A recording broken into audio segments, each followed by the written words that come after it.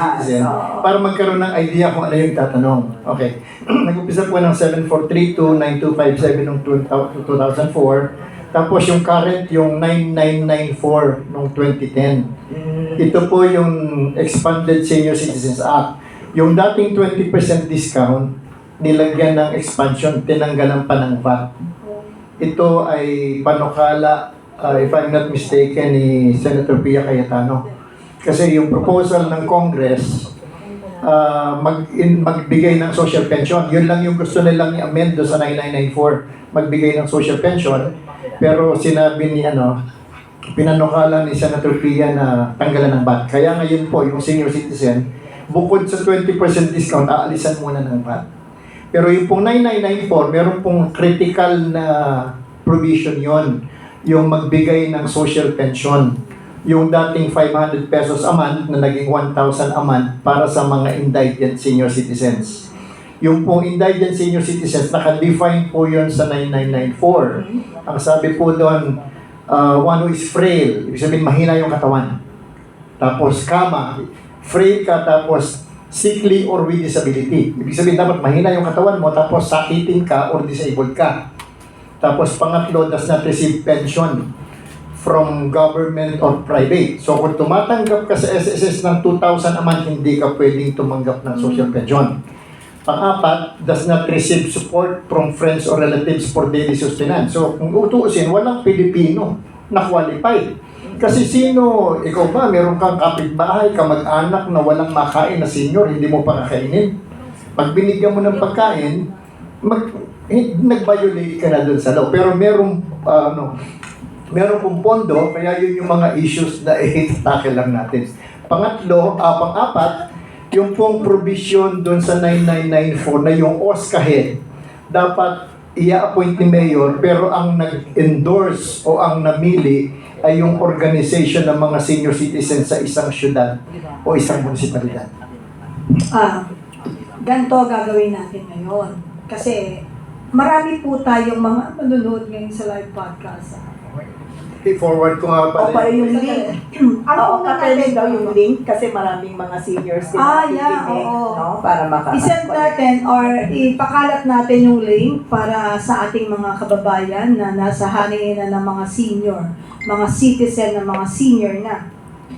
Ang first na gusto nating bigyan ng paglilinaw at talagang kaabang-abang para sa ating mga manonood sa live podcast. Kare, ano po ba yung mga pribilehiyo ng mga senior citizen na dapat ibinibigay nang hindi na kine-question? Alam mo, in fact, ang sa akin, Attorney Kare, bakit kailangan mo pang, kahit siguro wala ng card as Pilipino, kapag alam mong senior citizen na, ibigay mo yung pribilehiyo Minsan naiiwan, o minsan di nila nalalakad. Kasi sa ibang bansa, pag nakita senior citizen, may ID, ito edad mo. Ibibigay na yung mga privileges that they deserve as senior citizen. So, dito po sa Pilipinas, gusto po nating ipaalam, or gusto ko rin malaman, bakit magiging senior din ako pagdating ng araw, ilang taon na lang. sabihin ko. Hindi, I'm proud and I'm aging gracefully naman po. Correct. Kaya sasabihin ko po sa lahat ng kaibigan ko kapag senior na ako, imbitahan ko kayo. Mabalik tayo, Kare.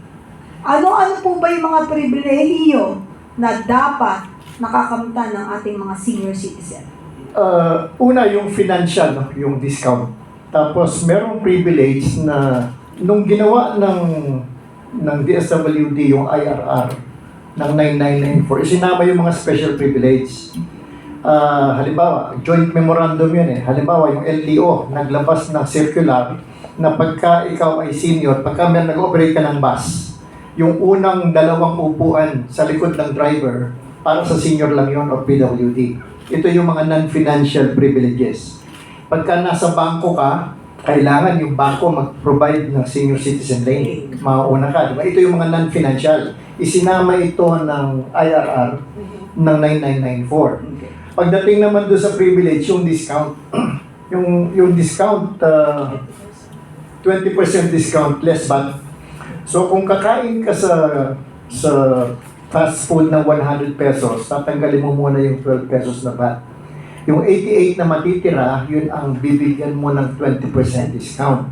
So less 12 less 20 equals 26.9% if I'm not mistaken. Kasi wala namang discount yung 12%. Yun yung ano.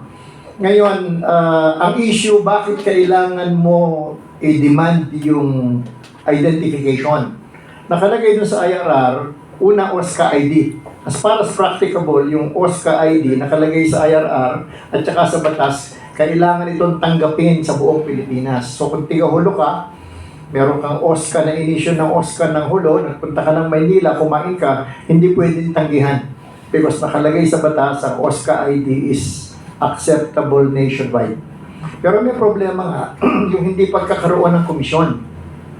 Halimbawa, tiga Manila ka, nagpunta ka sa Baguio, bumili ka sa Mercury, ayaw kang bigyan ng discount. Paano ka magko-complain? Pag pumunta ka sa OSCA ng Baguio, walang jurisdiction sa iyo.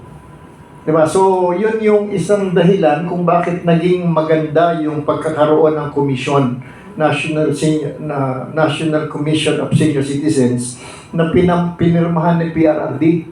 Sabihin mo, for a long time, magmula noong 87 Constitution, it was only in 2009, si PRRD lang ang nagkaroon ng batas. O siya lamang yung pumirma ng batas creating the National Commission of Senior Citizens.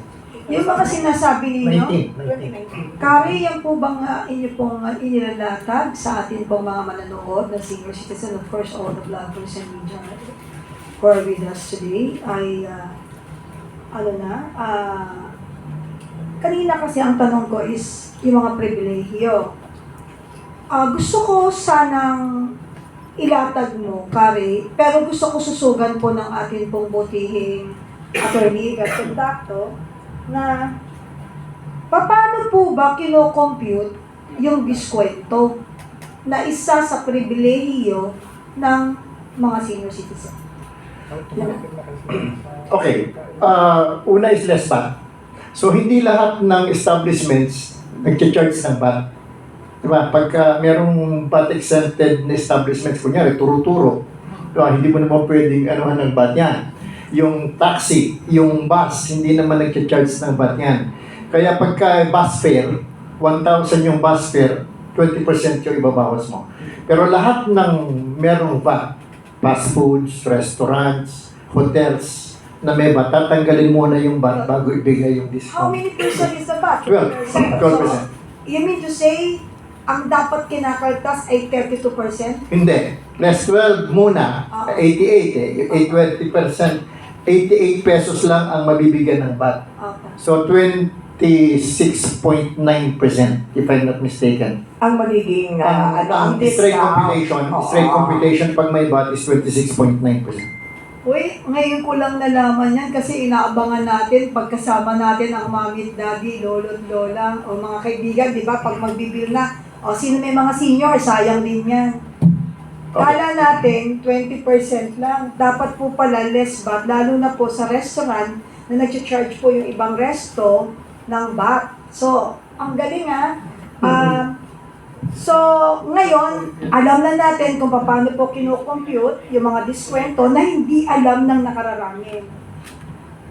Ang susunod po ay, mamaya na yung batas kung sakasakali na nakita mo o hindi na pagbigyan ikaw as senior citizen at hindi na ibigay yung pribilehiyo na inaasahan mo as senior citizen, saan po ba pwedeng mag-complain? Attorney, Karen muna. Si Karen mo. By law, OSCA. Kasi nung lumabas yung 9994, OSCA lang eh. Yung 9994 kasi ang nagsabi na walang VAT, yung senior, tapos less 20%. Dahil wala pa yung commission ng senior citizen noon, OSCA ka magko-complain.